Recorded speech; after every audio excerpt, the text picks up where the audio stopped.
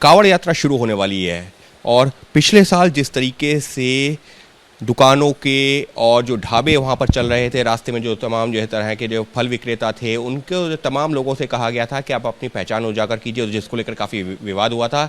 इस बार भी जब कांवड़ यात्रा शुरू होने वाली है, उससे पहले ही पहचान अभियान चलाया जा रहा है, पता चल सके कि किसकी कौन सी दुकान है। और उसी कड़ी में जो तस्वीरें सामने आई हैं, ऐसी भी सामने आई हैं जहां पर जबरन लोगों से जो पूछा जा रहा है और ऐसी भी जानकारी सामने आई है कि लोगों की पैंट उतरवा कर के तक चेक किया जा रहा है। अजय आलोक जी बीजेपी प्रवक्ता हमारे साथ में। अजय जी, पिछले साल भी हमने देखा था कि जब कांवड़ यात्रा जो चल रही थी तो उस दौरान भी काफ़ी विवाद भी हुआ था कि आप धर्म पूछ करके क्यों लोगों से कह रहे हैं कि दुकान पर अपना नाम लगाइए, ये कौन सा तरीका है? देखिए, ऐसा है कि ये मामला न्यायालय में भी जा चुका, अब न्यायालय के अनुसार ही सब कुछ चल रहा है। भाई, आपको पहचान छुपाने की जरूरत क्या है? अब विवाद के लिए आप विवाद खड़ा करना चाहते हैं, पहचान बताओ, अपनी दुकान लगाओ। किसने मना किया है? किसी ने तो मना किया नहीं है। उसके बावजूद भी कुछ शरारती तत्व हैं जो पहचान छुपा के जानबूझ के कांवड़ यात्रा में व्यवधान पैदा करने की कोशिश कर रहे हैं, भावनाओं से खेलने की कोशिश कर रहे हैं। किसी न किसी तरह से अप्रिय घटना उत्तर प्रदेश में हो जाए, ये पूरा देश का विपक्ष चाहता है। हम ऐसा नहीं होने देंगे। इसलिए पुलिस प्रशासन अपना काम सख्ती से करेगा। उस सख्ती में कुछ नियम बरतने चाहिए। मैं बिल्कुल मानता हूं कि कोई अमानवीय हरकत नहीं होनी चाहिए, लेकिन कानून का पालन सख्ती से होगा और मामला न्यायालय में है, कोई ना भूले। और विवाद भड़काने के लिए विवाद खड़ा करने की जरूरत नहीं है।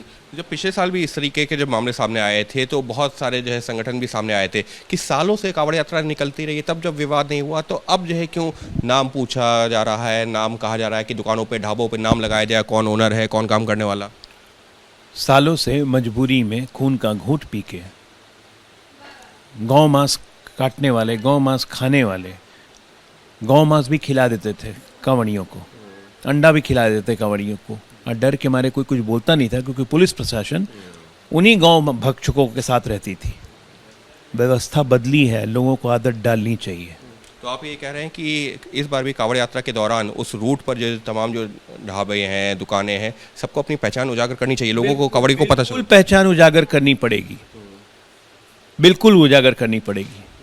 कि आप हिंदू हैं, आप मुसलमान हैं, आप क्रिश्चियन हैं, आप सिख हैं, आप बौद्ध हैं, जैन हैं, सबको अपनी पहचान उजागर करना पड़ेगी। और कांवड़ियों को जिनके यहाँ खाना है उन्हीं के यहाँ खाएंगे, जिनके यहाँ पीना है उन्हीं के यहाँ पिएंगे।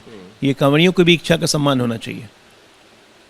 आप हैं बौद्ध, आप हैं क्रिश्चियन, आप हैं मुस्लिम, बन जाइएगा हिंदू।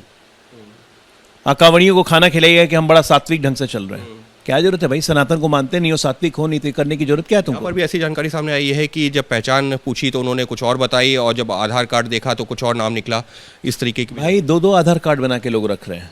बांग्लादेशी वहाँ बेच रहे हैं, वहाँ से बांग्लादेशी भी पकड़े जा रहे हैं इसी पहचान प्रमाण के आधार पर। कल ही उत्तर प्रदेश पुलिस ने कम से कम 21 बांग्लादेशियों को पकड़ लिया है।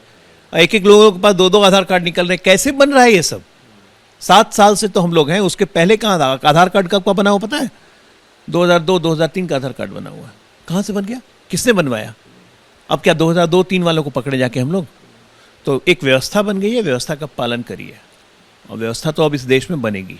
यानी साफ तौर पर अजय आलोक का यही कहना है कि ये जो अमानवीय हरकत नहीं होनी चाहिए, लेकिन पहचान सामने आनी चाहिए और उस पर किसी को एतराज़ भी नहीं होना चाहिए, क्योंकि ये आस्था का भी सवाल है। सहयोगी कैमरा पर्सन राजेंद्र सिंह के साथ अंकित गुप्ता, एबीपी न्यूज़, दिल्ली।